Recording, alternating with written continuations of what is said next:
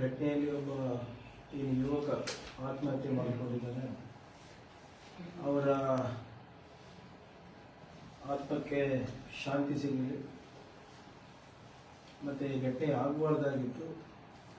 ಈಗ ನನ್ನ ವಿಷಾದ ವ್ಯಕ್ತಪಡಿಸಲಿಕ್ಕೆ ನಾನು ಬಯಸ್ತಾ ಇದ್ದೀನಿ ಮತ್ತು ಅವರ ಕುಟುಂಬಕ್ಕೆ ಈ ತುಂಬಲಾದಂಥ ನಷ್ಟವನ್ನು ಭರಿಸುವ ಶಕ್ತಿ ಕೊಡಲಿ ಅಂತ ಪ್ರಾರ್ಥನೆಯನ್ನು ನಾನು ಮಾಡಲಿಕ್ಕೆ ಬಯಸ್ತಾ ಇದ್ದೀನಿ. ಈಗ ತಾನೇ ನಮ್ಮ ಮಾಧ್ಯಮದ ಸ್ನೇಹಿತರ ಮೂಲಕ ಗೊತ್ತಾಗಿದ್ದೇನಪ್ಪ ಅಂದರೆ, ನಮ್ಮ ಬಿಜೆಪಿ ನಾಯಕರು ಈಗ ತಾನೇ ಪತ್ರಿಕಾಗೋಷ್ಠಿ ಮಾಡಿ ಕಲಬುರಗಿ ಒಂದು ರಿಪಬ್ಲಿಕ್ ಆಗಿದೆ, ಅಲ್ಲಿ ಕಾನೂನು ಸುವ್ಯವಸ್ಥೆ ಬಗ್ಗೆ ಹೇಳಿದ್ದಾರೆ. ನಾನು ನಮ್ಮ ವಿರೋಧ ಪಕ್ಷದವರಿಗೆ ಹೇಳಲಿಕ್ಕೆ ನಾನು ಬಯಸೋದೇನಪ್ಪ ಅಂದರೆ, ಹೌದು, ಖಂಡಿತವಾಗೂ ಕಲಬುರಗಿ ರಿಪಬ್ಲಿಕ್ ಆಗಿದೆ, ಆದರೆ ಬಳ್ಳಾರಿ ರಿಪಬ್ಲಿಕ್ ಥರ ಅಲ್ಲ. ಇದು ಒಂದು ಅಭಿವೃದ್ಧಿಯ ರಿಪಬ್ಲಿಕ್ ಆಗಿದೆ, ಡೆವಲಪ್ಮೆಂಟ್ ರಿಪಬ್ಲಿಕ್ ಆಗಿದೆ. ಉದಾಹರಣೆಗೆ ಮೊನ್ನೆ ಮಾನ್ಯ ಮುಖ್ಯಮಂತ್ರಿಗಳು ಮತ್ತು ಖರ್ಗೆ ಸಾಹೇಬರು ಕಲಬುರಗಿನಲ್ಲಿ 371 ಏನು ಬೆಡ್ಡಿನ ಜಯದೇವ ಹಾಸ್ಪಿಟಲ್ ಅನ್ನು ಉದ್ಘಾಟನೆ ಮಾಡೋದಲ್ಲ, ಅಂಥದ್ದಕ್ಕೆ ಅಭಿವೃದ್ಧಿಯ ರಿಪಬ್ಲಿಕ್ ಆಗಿದೆ. KKRDBಗೆ 5,000 ಕೋಟಿ ರೂಪಾಯಿಯನ್ನ ಕೊಟ್ಟು ಆ ಭಾಗದ ಅಭಿವೃದ್ಧಿ ಆಶಯಗಳಿಗೆ ಸ್ಪಂದಿಸುವಂತ ಡೆವಲಪ್ಮೆಂಟ್ ರಿಪಬ್ಲಿಕ್ ಆಗಿದೆ. ಕಲ್ಯಾಣ ಪಥ ಅಂದ್ಬಿಟ್ಟು 1,000 ಕೋಟಿ ರೂಪಾಯಿ RDPR ಇಂದ ಏನು ಯೋಜನೆಗಳು ತಂದಿದ್ದೀವಿ, RWS ಮುಖಾಂತರ ಏನು ನಾವು ಬಹುಗ್ರಾಮ ಕುಡಿಯ ನೀರಿನ ಯೋಜನೆ ಆಳಂದ್ ಇರ್ಬೋದು, ಜೇವರ್ಗಿ ಇರ್ಬೋದು, ಗ್ರಾಮೀಣ ಪ್ರದೇಶ ಇರ್ಬೋದು, ನಾವು ತಂದಿದ್ದೀವಿ. ಇದಕ್ಕೆ ರಿಪಬ್ಲಿಕ್ ಆಗಿದೆ ಹೊರತು ನಿಮ್ಮ ಅವಧಿಯಲ್ಲಿ ಮಾಡಿದಂತ ದೌರ್ಜನ್ಯ ಬಳ್ಳಾರಿ ರಿಪಬ್ಲಿಕ್ ತರ ಕಲಬುರಗಿ ರಿಪಬ್ಲಿಕ್ ಅಲ್ಲ. It's A development democratic republic. ಮತ್ತೆ ಬಿಜೆಪಿ ಅವರಿಗೆ, ನನ್ನ ಬಿಜೆಪಿ ಹೈಕಮಾಂಡ್ ಅವರಿಗೆ ನಾನು ಒಂದು ಸಲಹೆಯನ್ನ ಕೊಡ್ಲಿಕ್ಕೆ ನಾನು ಬಯಸ್ತಾ ಇದ್ದೀನಿ. ನಮ್ಮ ಜಿಲ್ಲೆ ಬಗ್ಗೆ ಅಥವಾ ನಮ್ಮ ಕಾಂಗ್ರೆಸ್ ಪಕ್ಷದ ನಾಯಕರ ಬಗ್ಗೆ ಮಾತಾಡೋದಕ್ಕಿಂತ ಮುಂಚೆ ನಿಮ್ಮ ಕಲಬುರಗಿ ನಾಯಕರ ಇತಿಹಾಸಗಳನ್ನ ನೀವು ತಿಳ್ಕೊಂಡ್ರೆ ಒಳ್ಳೆಯದು. ಕಲಬುರಗಿನಲ್ಲಿ ನಿಮ್ಮ ನಾಯಕರು ಏನೇನ್ ಮಾಡ್ತಾರೆ, ಏನೇನಿಲ್ಲ ಅಂದ್ಬಿಟ್ಟು ಫಸ್ಟ್ ನೀವು ಅವರವರ ಇತಿಹಾಸಗಳನ್ನ ತಿಳ್ಕೊಳ್ಳಿ. ಅದಾದ್ಮೇಲೆ ನೀವು ಪತ್ರಿಕಾಗೋಷ್ಠಿ ಮಾಡೋದು ಬೆಟರ್ ಅಂತ ನನ್ನ ಸಲಹೆ ನಿಮ್ಗೆ. ನೀವು ನನ್ನ ಮಾತು ಅಥವಾ ಕಾಂಗ್ರೆಸ್ ನಾಯಕರ ಮಾತು ಕೇಳಕ್ ಹೋಗ್ಬೇಡಿ. ದಯವಿಟ್ಟು ನಿಮ್ಮ ಅಕ್ಕಪಕ್ಕ ಜಿಲ್ಲೆ, ಬೀದರ್ ಜಿಲ್ಲೆ ಇರ್ಬೋದು, ಯಾದಗಿರಿ ಜಿಲ್ಲೆನಲ್ಲಿ ಯಾರು ನಾಯಕರಿದ್ದಾರೆ ನೀವು ಅವರಿಗೆ ಕೇಳ್ಬಿಡಿ, ಕಲಬುರಗಿನಲ್ಲಿ IPL ಬೆಟ್ಟಿಂಗ್ ದಂಧೆ ನಡೆಸ್ತಾ ಇದ್ದಿದ್ದು ಯಾರು ಅಂತ ಕೇಳ್ಬಿಡಿ. ಉತ್ತರ ನಿಮ್ಮ ಪಕ್ಷದಲ್ಲೇ ಸಿಗುತ್ತೆ. ಸ್ಯಾಂಡ್ ಮಾಫಿಯಾ ನಡೆಸ್ತಾ ಇದ್ದಿದ್ದು ಯಾರು? ನಿಮ್ಮ ಪಡಿತರ ಅಕ್ಕಿ ಮತ್ತೆ ಅಂಗನವಾಡಿನಲ್ಲಿ ಹಾಲಿನ ಪೌಡರ್, ಮಕ್ಕಳಿಗೆ ಕೊಡುವಂತ ಹಾಲಿನ ಪೌಡರ್ಗಳನ್ನ 30 ಕೇಸ್ ಮೇಲೆ ಪ್ರಕರಣ ಯಾರು ನಾಯಕರ ಮೇಲೆ ದಾಖಲೆ ಆಗಿದೆ? ಯಾರು ಈಗ ನಾನು 10 ವರ್ಷದ ಹಿಂದೆ, 5 ವರ್ಷದ ಹಿಂದೆ ಮಾತಾಡ್ತಾ ಇಲ್ಲ, ಈಗ 1 ತಿಂಗಳ ಹಿಂದೆ ಬೇಲ್ ಮೇಲೆ ಆಚೆ ಬಂದು ಆಲ್ಮೋಸ್ಟ್ 2-3 ತಿಂಗಳು ಜೈಲಿನಲ್ಲಿ ಇದ್ರಲ್ಲ, ಆ ಮಹಾನ್ ಅವರು ಯಾವ ಪಾರ್ಟಿ? ರೈತರ ಮೇಲೆ, ರೈತರ ಹೆಸರ ಮೇಲೆ ವಂಚನೆ ಮಾಡಿಬಿಟ್ಟು ಸಿಬಿಐನಲ್ಲಿ ಚಾರ್ಜ್ ಶೀಟ್ ಹಾಕಿಸ್ಕೊಂಡಿದ್ದ ನಾಯಕರು ಯಾರು? ಇದು ಕಾಂಗ್ರೆಸ್ ಹತ್ರ ಕೇಳೋಕೆ ಹೋಗ್ಬಿಡಿ. ನೀವೇ ನಿಮ್ಮ ಭಾಗದ ನಾಯಕರನ್ನ ಕರೆಸಿ ನಾನು ಏನೇನು ಹೇಳ್ತಾ ಇದ್ದೀನಲ್ಲ, ಯಾರು ಈ ರತ್ನಗಳು ಅಂದ್ಬಿಟ್ಟು ಫಸ್ಟ್ ನಿಮ್ಮ ಪಕ್ಷದ ಇತಿಹಾಸದಲ್ಲಿ ತಿಳ್ಕೊಳ್ಳಿ. ನಿಮ್ಗೆ ನಮ್ಮ ಸ್ನೇಹಿತರಿಗೆ ಮಾಧ್ಯಮ ಸ್ನೇಹಿತರಿಗೆ ನೆನಪಿಸ್ಲಿಕ್ಕೆ ಬಯಸ್ತಾ ಇದ್ದೀನಿ. ಹೋದ ಬಾರಿ ಅಶೋಕ್ ಸಾಹೇಬ್ ಇರ್ಬೋದು, ನಿಮ್ ವಿಜೇಂದ್ರ ಅವರು ಇರ್ಬೋದು, ಎಲ್ಲರೂ ಕಲಬುರಗಿಗೆ ಬಂದು ನನ್ನ ರಾಜೀನಾಮೆಗೆ ಆಗ್ರಹಿಸಿದ್ರು. ಈಗ ಏನೇ ಆದ್ರೂ ಕೂಡ ಪ್ರಿಯಾಂಕ್ ಖರ್ಗೆ ರಾಜೀನಾಮೆ ಕೊಡಬೇಕು ಅಂದ್ಬಿಟ್ಟು ಫ್ಯಾಷನ್ ಆಗಿಬಿಟ್ಟಿದೆ ನಮ್ಮ ಬಿಜೆಪಿನಲ್ಲಿ. ಅದು ಕೇಂದ್ರದಲ್ಲಾದ್ರೂ ಪ್ರಿಯಾಂಕ್ ಖರ್ಗೆನೇ ರಾಜೀನಾಮೆ ಕೊಡಬೇಕು, ಗುಲ್ಬರ್ಗದಲ್ಲಾದ್ರೂ ಪ್ರಿಯಾಂಕ್ ಖರ್ಗೆನೇ ರಾಜೀನಾಮೆ ಕೊಡಬೇಕು. ಹೋದ ಬಾರಿ ಇದೇ ನಿಮ್ಮ ಬಿಜೆಪಿ ನಾಯಕರು ಘಟಾನುಘಟಿಗಳು ಕಲಬುರಗಿಗೆ ಬಂದು ಸೇಮ್ ಇದೆ, ಕಲಬುರಗಿ ರಿಪಬ್ಲಿಕ್ ಆಗಿದೆ, ಪ್ರಿಯಾಂಕ್ ಖರ್ಗೆ ರಾಜೀನಾಮೆ ಕೊಡಬೇಕು. ಕಾರಣ ಏನು ಅವಾಗ ನಾನು ರಾಜೀನಾಮೆ ಕೇಳಲಿಕ್ಕಂದ್ರೆ ಚಿತ್ತಾಪುರಿನ ಬಿಜೆಪಿ ಅಭ್ಯರ್ಥಿ ಅವ್ರ ಮೇಲೆ ನಾನು ಹಲ್ಲೆ ಮಾಡಿದ್ದಂತೆ, ಏನು ಆಲ್ಮೋಸ್ಟ್ ಲೈಫ್ ಥ್ರೆಟನಿಂಗ್ ಅಂತೆ, ಅವರಿಗೆ ಸಾಯಿಸುವ ಸಂಚು ಮಾಡಿದ್ದಂತೆ. ಅವರು ಅವ್ರ ಮೇಲೆ ಹಲ್ಲೆ ಮಾಡಿದ್ಮೇಲೆ ಅವರು ಹಾಸ್ಪಿಟಲ್ ಅಲ್ಲಿ ಅಡ್ಮಿಟ್ ಆದ್ಮೇಲೆ ಇವರೆಲ್ಲರೂ ಹೋಗಿದ್ರು, ಬಿಜೆಪಿ ನಾಯಕರು, ಸ್ಟೇಟ್ ಲೀಡರ್ಸ್ ಹೋಗಿ ಪ್ರಿಯಾಂಕ್ ಖರ್ಗೆ ರಾಜೀನಾಮೆ ಕೊಡಬೇಕು, ಇಲ್ಲಿ ಕಾನೂನು ಸುವ್ಯವಸ್ಥೆ ಇಲ್ಲ ಬಿಜೆಪಿ ಅಭ್ಯರ್ಥಿಗಳಿಗೆ ಅಂದ್ಬಿಟ್ಟು ಹೋಗಿ ಮಾಡೋದು. ನಾನು ಹೇಳಿದೆ ತನಿಖೆ ಆಗ್ಲಪ್ಪ, ತನಿಖೆನಲ್ಲಿ ಏನಾದ್ರೂ ಸತ್ಯಾಂಶ ಇದ್ರೆ ಬಿಜೆಪಿ ನಾಯಕರಿಗೆ ಗೊತ್ತಾಗುತ್ತೆ ಅಂತ. ತನಿಖೆ ಆಯ್ತು. ತನಿಖೆ ಆದ್ಮೇಲೆ ಏನ್ ಗೊತ್ತಾಯ್ತು ಅಂದ್ರೆ ನಿಮ್ಮ ಚಿತ್ತಾಪುರ್ ಬಿಜೆಪಿ ಅಭ್ಯರ್ಥಿ ಅಲ್ಲೆಲ್ಲೋ ಕೂತ್ಬಿಟ್ಟು ಆಕ್ಸಿಡೆಂಟ್ ಮಾಡ್ಕೊಂಡಿದ್ದಾನೆ ಯಾದಗಿರಿನಲ್ಲಿ. ಗಾಡಿಯನ್ನ ಹೈದರಾಬಾದಿಗೆ ಕಳಿಸಿ ಚಿತ್ತಾಪುರಿಗೆ ಬಂದು ಅವ್ರ ಮೇಲೆ ಏನೋ ಒಂದು ಅಟ್ಯಾಕ್ ಆದಂಗೆ ಡ್ರಾಮಾ ಮಾಡ್ಕೊಂಡು ಅಡ್ಮಿಟ್ ಆಗಿದ್ರು ಅಂತ ಪ್ರೂವ್ ಆಯ್ತು. FSL ರಿಪೋರ್ಟ್ ನಲ್ಲಿ ಇರ್ಬೋದು, ಬೇರೆದ್ರಲ್ಲೆಲ್ಲ ಇರ್ಬೋದು. ಅವ್ರ ಸ್ವಂತ ಲೀಡರ್ಗಳೇ ಪಾಪ ಬಿಜೆಪಿ ಅವರಿಗೆ ಮೋಸ ಮಾಡ್ತಾ ಇದ್ದಾರೆ, ಅವ್ರಿಗೆ ಗೊತ್ತಾಗ್ತಾನೆ ಇಲ್ಲ. ನಾನು ರಾಜೀನಾಮೆ ಕೇಳಿಕ್ ಬಂದವರು ಆ ಪ್ರಕರಣದ ಬಗ್ಗೆ ಮಾತಾಡ್ತಾ ಇರಲಿಲ್ಲ. ಈಗ ರಾಜೀನಾಮೆ ಕೇಳ್ತಾ ಇದ್ರಲ್ಲಪ್ಪ, ನಿಮ್ಮ ಬಿಜೆಪಿ ನಾಯಕರೇ ಅವರೇ ಸ್ವಂತ ಅವ್ರು ಹಲ್ಲೆ ಮಾಡ್ಕೊಂಡು ನಮ್ಮ ಮೇಲೆ ಹಾಕಿ ಗೂಬೆ ಕುಡಿಸ್ಲಿಕ್ಕೆ ಪ್ರಯತ್ನ ಮಾಡಿದಾಗ ನೀವು ನನ್ನ ರಾಜೀನಾಮೆ ಕೇಳಿದ್ರಿ. ಇವಾಗ ಯಾಕೆ ಅದ್ರ ಬಗ್ಗೆ ಸುಮ್ಮನಿದ್ದೀರಾ? ಅದ್ರ ಬಗ್ಗೆ ಯಾಕೆ ಹೇಳ್ತಾ ಇಲ್ಲ? ಮತ್ತೆ ಮೊನ್ನೆ ಯಾವುದೋ ಒಂದು KRIDL ನಲ್ಲಿ ದೊಡ್ಡ ಹಗರಣ ಆಗಿದೆ. ಯಾವುದೋ ಒಬ್ಬ ಸಬ್ ಕಾಂಟ್ರಾಕ್ಟರ್ ಸೂಸೈಡ್ ಮಾಡ್ಕೊಂಡಿದ್ದಾನೆ, ಪ್ರಿಯಾಂಕ್ ಖರ್ಗೆ ರಾಜೀನಾಮೆ ಕೊಡಬೇಕು ಅಂತ ನಿಮ್ ನೆನಪಿರ್ಬೋದು. ಅದು ನಾವು ತಿಳ್ಕೊಂಡಾಗ ಏನ ಪ್ರಾಥಮಿಕ ತನಿಖೆ ಮಾಡಬೇಕಾದಾಗ ಆ ಕಾಂಟ್ರಾಕ್ಟರ್ಗೆ ಅಲ್ಲಿ ಬಹುಶಃ ಚನ್ನಗಿರಿ ಅನ್ಸುತ್ತೆ, ಸರಿಯಾಗಿ ನೆನಪಿಲ್ಲ. ಆ ಕಾಂಟ್ರಾಕ್ಟರ್ ಅವರು ಅಲ್ಲಿನ ಸ್ಥಳೀಯ ಬಿಜೆಪಿ MLA, ಆಗಿನ MLA ಏನು ಮಾಡಾಳ್ ವಿರೂಪಾಕ್ಷಪ್ಪ ಅವರು, ಕರೆಕ್ಟ್, ಮಾಡಾಳ್ ವಿರೂಪಾಕ್ಷಪ್ಪ ಅವರ ಆದೇಶ ಮೇರೆಗೆ ಅವರು ಒಂದು ಕೆಲಸ ಮಾಡಿದ್ರು, ದುಡ್ಡು ಕೊಟ್ಟಿಲ್ಲ ಅಂತ ಅವ್ರು ಸೂಸೈಡ್ ಮಾಡಿದ್ರು. ಅವಾಗ್ಲೂ ಯಾರು ರಾಜೀನಾಮೆ ಕೇಳಿದ್ರು? ನನ್ನ ರಾಜೀನಾಮೆ ಕೇಳಿದ್ರು. ಅದ್ರ ಬಗ್ಗೆ ಮಾತಾಡ್ತಾ ಇಲ್ಲ. ಈಗ ಯಾವಾಗ ಅವ್ರದ್ದು ಪ್ರಕರಣಗಳು ಹೊರಡ್ಕೊಂಡ, ಇವಾಗ ಯಾರೋ ಹೇಳ್ತಾ ಇದ್ರು ಬೆಳಿಗ್ಗೆ ಈಶ್ವರಪ್ಪ ಅವರೇ ರಾಜೀನಾಮೆ ಕೊಟ್ಟರು, ನೀವು ಕೊಡ್ಬೇಕಾಗ್ತದೆ ಅಂತ. ಆ ಪ್ರಕರಣದಲ್ಲಿ ಬಹಳ ಸ್ಪಷ್ಟವಾಗಿ ಆ ಗುತ್ತಿಗೆದಾರರು ಏನ್ ಹೇಳಿದ್ರು, ಈಶ್ವರಪ್ಪ ಅವರ ಮೌಖಿಕ ಆದೇಶದ ಮೇರೆಗೆ ನಾವು ಕೆಲಸ ಮಾಡಿದ್ವಿ ಅಂತ ಅವ್ರು ಹಾಗೆ ಬರ್ದಿಟ್ಟು ಹೋಗಿದ್ರು. ನಾವು ತನಿಖೆ ಮಾಡಿದಾಗ ನಮ್ಮ ಇಲಾಖೆ ವತಿಯಿಂದ ಅವಾಗೂ ಕೂಡ ಅದೇ ಹೇಳ್ತು, ಯಾವುದೇ ಅನುಮೋದನೆ ಇರಲಾರದೆ ಅಂದೆ ಅವಾಗಿನ ಗುತ್ತಿಗೆದಾರ ಅವರೇ ಏನೋ ಇದು ನಮ್ಮ ಪಕ್ಷ ಇದೆ, ನಮ್ಮ ಸರ್ಕಾರ ಇದೆ, ನಮ್ಮ ಮಂತ್ರಿಗಳಿದ್ದಾರೆ, ಅವ್ರು ಮಾಡಿಸ್ಕೊಡ್ತಾರಂತ ಭರವಸೆ ಮೇರೆಗೆ ನಾನು ಮಾಡಿದ್ದೆ ಅಂದ್ಬಿಟ್ಟು ಹೊರಗೆ ಬಂದಿತ್ತು.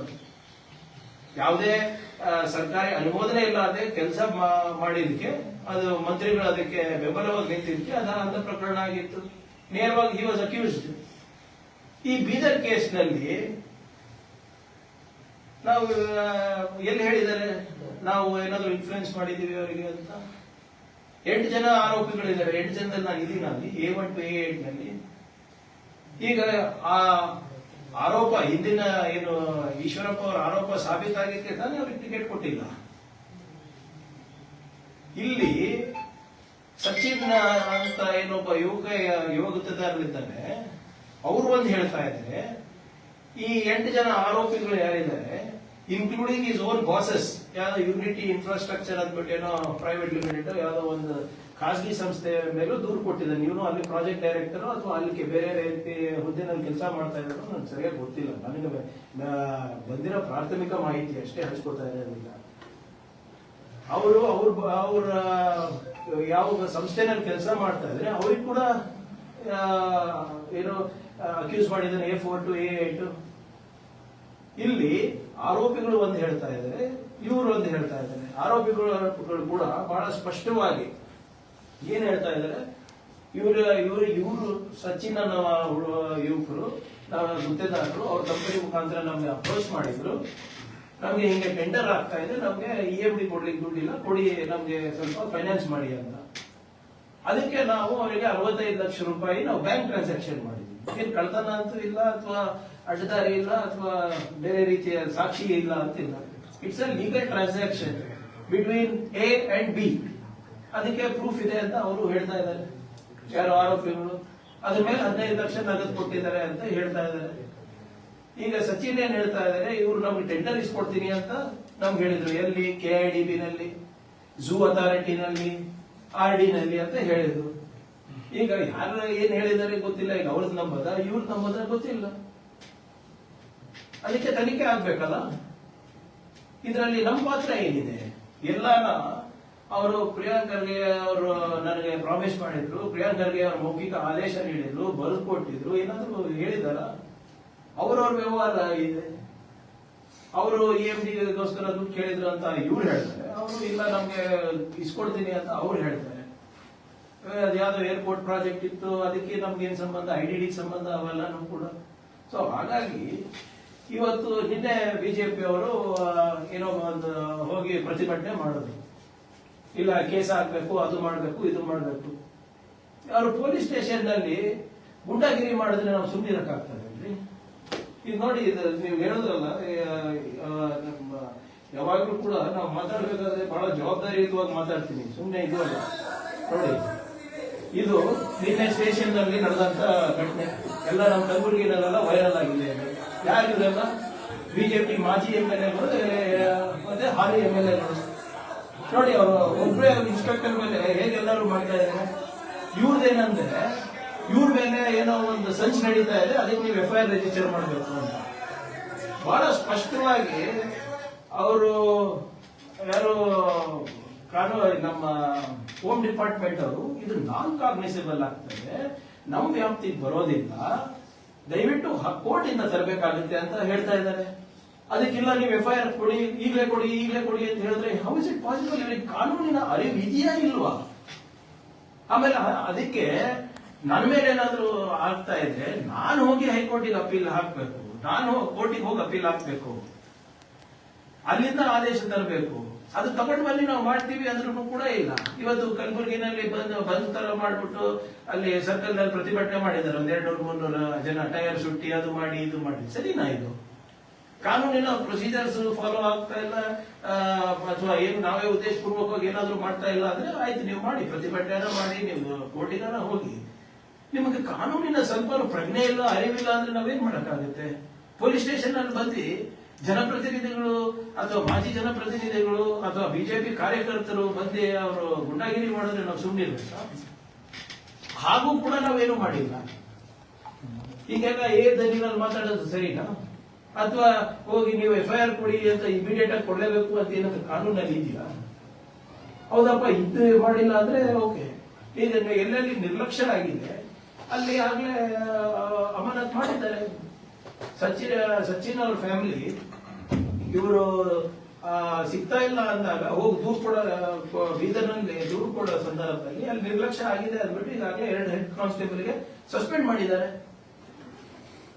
ಸೊ ಇದರಿಂದ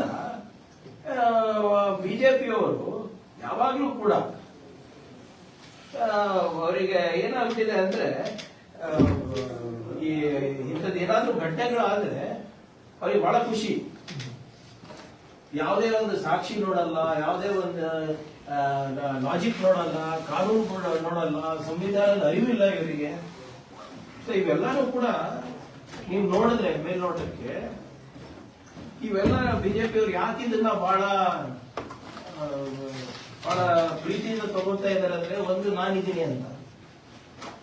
ಎಲ್ಲೋ ಒಂದ್ ಕಡೆ ಯಾರೋ ಒಬ್ಬರು ನಮ್ಮ ಕಾರ್ಪೊರೇಟರ್ ಅವರ ಬ್ರದರ್ ಇದರಲ್ಲಿ ಇದಾರೆ ಅಂದ್ಬಿಟ್ಟು ಅವ್ರ ಅಣ್ಣ ಇದ್ದಾರೆ ಅಂದ್ಬಿಟ್ಟು ತಗೊಂಡಿದ್ದಾರೆ.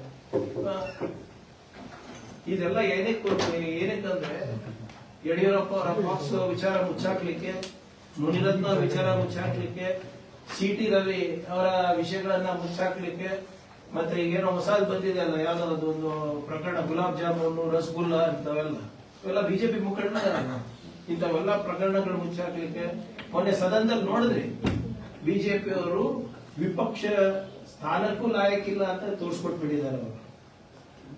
ಒಂದು ಇಶ್ಯೂ ಕೂಡ ಅವರು ಮಾತಾಡ್ಲಿಕ್ಕೆ ಆಗಿಲ್ಲ, ಇಶ್ಯೂ ಕೂಡ ಸಾರ್ವಜನಿಕ ಹಿತಾಸಕ್ತಿಯಲ್ಲಿ ತಗೊಳ್ಳಿಕ್ಕೆ ಅವ್ರ ಕಡೆಯಿಂದ ಆಗಿಲ್ಲ. ಅವ್ರೇನು ಬಡದಾಟ ಇದೆ ಅಲ್ಲ, ಎಜೆಪಿ, ಬಿಜೆಪಿ, ವೈಜೆಪಿ ಇವೆಲ್ಲ ಮುಚ್ಚಾಕ್ಲಿಕ್ಕೆ ಇವತ್ತು ಇವರೆಲ್ಲ ಇದೆಲ್ಲ ಮಾಡ್ತಾ ಇರೋದು. ನಾನು ಬಹಳ ಸ್ಪಷ್ಟವಾಗಿ ಈ ಸದ್ಯಕ್ಕೆ ಏನ್ ನನ್ನ ಹತ್ರ ಮಾಹಿತಿ ಇದೆ ನಿಮ್ಮ ಹತ್ರ ಹಂಚ್ಕೊಂಡಿದ್ದೀನಿ. ನಾನು ಕೂಡ ಇಂಥ ಘಟನೆಗಳನ್ನ ಆಗ್ಬಾರ್ದು, ಯಾರೇ ಇರ್ಬೋದು, ವಂಚನೆ ಯಾರಿಂದ ಆಗಿರ್ಬೋದು, ಅದು ತನಿಖೆ ಆಗಲಿ. ಯಾರು ಎಲ್ಲೂ ಓಡೋಗಿಲ್ಲ, ಯಾರು ತಲೆ ತಪ್ಪಿಸ್ಕೊಂಡು ಓಡಾಡ್ತಾ ಇಲ್ಲ. ಅವ್ರ ನಿಜಾನ, ಯೂತ್ ನಿಜಾನ, ಬ್ಲಾಕ್ ಅಂಡ್ ವೈಟ್ ಅಲ್ಲಿ ಬರಲಿ ಎಲ್ಲ ಹೊರಗಡೆ. ಇವರೇ ಆಗ್ಲೇ ಕನ್ಕ್ಲೂಷನ್ ಮಾಡ್ಬಿಟ್ಟಿದಾರ ಬಿಜೆಪಿ ಅವರು. ನಾನು ಬಹಳ ಸ್ಪಷ್ಟವಾಗಿ ಹೇಳಿಕ್ಕೆ ನಾನು ಬಯಸ್ತಾ ಇದ್ದೀನಿ, ಇಂಥ ಘಟನೆಗಳು ಆಗಬಾರ್ದು. ಇದಕ್ಕೆ ಅವರೇನು ವೈಯಕ್ತಿಕ ವ್ಯವಹಾರ ಏನೇ ಇರ್ಬೋದು, ಅದಕ್ಕೆ ಸರ್ಕಾರಕ್ಕೆ ಸಂಬಂಧ ಇಲ್ಲ, ಅದಕ್ಕೆ ಇಲಾಖೆಗೆ ಸಂಬಂಧ ಇಲ್ಲ, ಅದಕ್ಕೆ ನನಗೆ ಸಂಬಂಧ ಇಲ್ಲ. ಬಹಳ ಸ್ಪಷ್ಟವಾಗಿ ಹೇಳಿಕ್ ಬಯಸ್ತಾ ಇದ್ದೀನಿ. ಮತ್ತೆ ಇದಕ್ಕೆ ಏನ್ ತನಿಖೆ, ಇವಾಗ ರೈಲ್ವೆ ಪೊಲೀಸ್ ಸ್ಟೇಷನ್ ಅಲ್ಲಿ ತನಿಖೆ ನಡೀತಾ ಇದೆ. ಅವ್ರೇನಾದ್ರೂ ಸಹಕಾರ, ನಾನು ನಮ್ಮ ಜಿಲ್ಲಾ ಆಡಳಿತ ಮತ್ತೆ ಬೀದರ್ ಜಿಲ್ಲಾ ಆಡಳಿತದವರೆಗೂ ನಾನು ಹೇಳಿದ್ದೀನಿ, ಅದೇನೇ ಸಹಕಾರ ಬೇಕಿದ್ರು ಅವ್ರಿಗೆ ಕೊಡ್ಲಿಕ್ಕೆ. ಅಕಸ್ಮಾತ್ ಅವ್ರೇನಾದ್ರೂ ಹಸ್ತಾಂತರ ಮಾಡ್ತೀರಿ ಇಲ್ಲಿ ಅಂತ ಹೇಳಿದ್ರು ಕೂಡ ಅದಕ್ಕೂ ಕೂಡ ರೆಡಿ ಆಗಿರಿ ಅಂತ ಕೂಡ ನಾನು ಮನವಿ ಮಾಡ್ಕೊಂಡಿದ್ದೀನಿ. ಮತ್ತೆ ಹೋಮ್ ಮಿನಿಸ್ಟರ್ ಅವರಿಗೆ ಕೂಡ ಮನವಿ ಮಾಡ್ಕೊಂಡು, ನೋಡಿ ಸರ್ ಅವ್ರ ಕಡೆಯಿಂದ ಆಗ್ತಾ ಇಲ್ಲ ಅಂತ, ಏನಾದ್ರು ಲೋಕಲ್ ಅಲ್ಲಿ ಆಗ್ತಾ ಇಲ್ಲ ಅಂದ್ರೆ ಇಂಡಿಪೆಂಡೆಂಟ್ ಸಂಸ್ಥೆಯಿಂದ ಕೂಡ CID ಇರ್ಬೋದು, ಬೇರೆ ಸಂಸ್ಥೆಯಿಂದ ಯಾವ್ದಾದ್ರು ನಿಮ್ಗೆ ಸೂಕ್ತ ಅನಿಸುತ್ತೆ ಅವ್ರಿಗೆ ಕೂಡ ತನಿಖೆ ಮಾಡ್ಲಿಕ್ಕೆ ನಾನು ಕೂಡ ಆಗ್ರಹ ಮಾಡ್ತಾ ಇದ್ದೀನಿ. ಇದರಲ್ಲಿ ಯಾವುದೇ ಸುಮ್ಮನೆ ಹುಡುಕಿರ್ಲಾರ್ದೆ ಆರೋಪ ಮಾಡೋದು, ಯಾವುದೇ ವಿಷಯ ಇರ್ಲಾರ್ದೆ ಆರೋಪ ಮಾಡೋದು ಬಿಜೆಪಿಗೆ ಸೂಟ್ ಮಾಡೋದು. ಏನಿದ್ರು ಕೂಡ ದಯವಿಟ್ಟು ಸಾಕ್ಷಿಗಳು ಕೊಡಿ, ನಾವೇನ್ ಕೊಡ್ತಾ ಇದೀವಲ್ಲ ದಾಖಲೆಗಳು ಕೊಡಿ, ಮಾಡೋಣ. ಬರ್ಲಿ FSL ರಿಪೋರ್ಟ್, ಅದು ಯಾರು ಬಂದಿರೋದು ಡೆತ್ ನೋಟು, ಅದರಲ್ಲಿ ವಿಷಯಗಳು ಏನಿದೆ, ಹೇಗಿದೆ, ಅದೆಲ್ಲ ನೋಡ್ಕೊಂಡು ಇವತ್ತು ನಾವೇನ್ ಅವರ ಒಬ್ಬ ಕುಟುಂಬದಲ್ಲಿ ಯಾರು ಗಳಿಕೆ ಮಾಡಿ ಅವ್ರ ಕುಟುಂಬವನ್ನ ನೋಡ್ಕೋಬೇಕಾಗಿರುವ ಸಂದರ್ಭದಲ್ಲಿ ಈ ಹಂತಕ್ಕೆ ಅವರು ಸೂಸೈಡ್ ಮಾಡ್ಕೋತಾರೆ ಅಂತ, ನಾಟ್ ಗುಡ್. ಯಾವುದೇ ಸಮಾಜಕ್ಕೆ ಅದು ತಲೆ ತಗ್ಗಿಸುವಂತ ವಿಚಾರ. ಯಾಕಾಗಿದೆ, ಏನಾಗಿದೆ ಅಂತ ಸಂಪೂರ್ಣವಾಗಿ ತನಿಖೆ ಆಗಿ ಸತ್ಯ ಹೊರಗೆ ಬರಲಿ. ಇದರಲ್ಲಿ ಯಾವುದೇ ರೀತಿಯಾಗಿ ಮರೆಮಾಚುವುದಾಗ್ಲಿ ಅಥವಾ ಏನು ವಿಷಾಂತರ ಮಾಡೋದಾಗ್ಲಿ ನಮ್ಮ ಇಲಾಖೆಯಿಂದ, ನಮ್ಮ ಸರ್ಕಾರದಿಂದ ಅಥವಾ ನಮ್ಮಿಂದ ಆಗೋದಿಲ್ಲ. ವಾಟ್ ಎವರ್ ಇಟ್ ಇಸ್, ಯಾರೇ ಇರ್ಬೋದು, we will ensure investigation is done free and impartial. ಅಂತ ಸರ್ ನೋಡಿ, ಪ್ರಿಯಾಂಕರ್ಗೆ ಆಪ್ತರು ಅನ್ನೋ ಕಾರಣಕ್ಕಾಗಿ ಒತ್ತಡ ಇರಬೇಕು, ಅದಕ್ಕೆ ಮಾಡಿಲ್ಲ ಅನ್ನೋ ಆರೋಪ ಮಾಡಿದ್ವಿ. ಬಿಜೆಪಿ ಅವರು ರೂಲ್ ಹೇಳ್ತಾರ್ರಿ, ಅದು ಮಾಜರಾಗಿದ್ಯಾ ಇಲ್ಲ ಸೈಟ್ ನಮ್ಗೆ ಗೊತ್ತಿದ್ಯಾ, ರೈಲ್ವೆ ಪೊಲೀಸ್ ಅವರು ಇನ್ವೆಸ್ಟಿಗೇಷನ್ ಮಾಡ್ತಾ ಇದ್ದಾರೆ. ಅವ್ರೇನಾದ್ರೂ ಬಂದು ಕೇಳಿದ್ರೆ ಡೆಫಿನೆಟ್ಲಿ ವಿಚಾರಣೆ ಕರೆದ್ರೆ ಹೋಗ್ಬೇಕಾಗ್ತದಲ್ಲ. ಒಂದ್ ನಿಮಿಷ ಸರ್, ಆಮೇಲೆ ಆರೋಪಿಗಳು ಯಾರಿದ್ದಾರೆ ಅವರು ಕೂಡ ನಿನ್ನೇನೋ ಒಂದು ವಿಡಿಯೋ ಮುಖಾಂತರ ಅವ್ರು ಹೇಳಿದ್ದಾರೆ, ಹಿಂಗಿಂಗ್ ಆಗಿದೆ, ಅದು ತಪ್ಪು ಮಾಹಿತಿ ಹೋಗೋದ್ ಬೇಡ ಅಂದ್ಬಿಟ್ಟು ಅವ್ರು ಮಾಡ್ತಾ ಇದ್ದಾರೆ. ಅವರು ಎಲ್ಲೂ ತಲೆ ತಗ್ಸಿ ಓಡಾಡ್ತಾ ಇಲ್ಲ, ಅವ್ರೇನು ಅಬ್ಸ್ಕಾಂಡಿಂಗ್ ಇದಲ್ಲ, ನೋಬಡಿ ಇಸ್ ಅಬ್ಸ್ಕಾಂಡಿಂಗ್.